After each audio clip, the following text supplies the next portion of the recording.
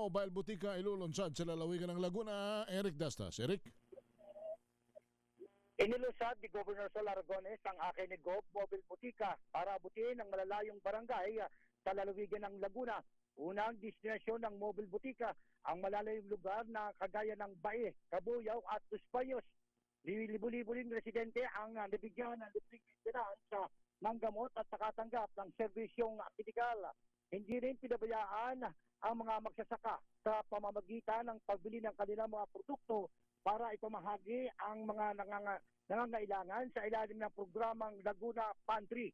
Binigyan din ng ayuda ng pamahalaang panlalawigan ang mga biktima ng baha, bunsod na rin ng masamang panahon. Ito si Eric Testas para sa DZRH, una sa Pilipinas, una sa Pilipino.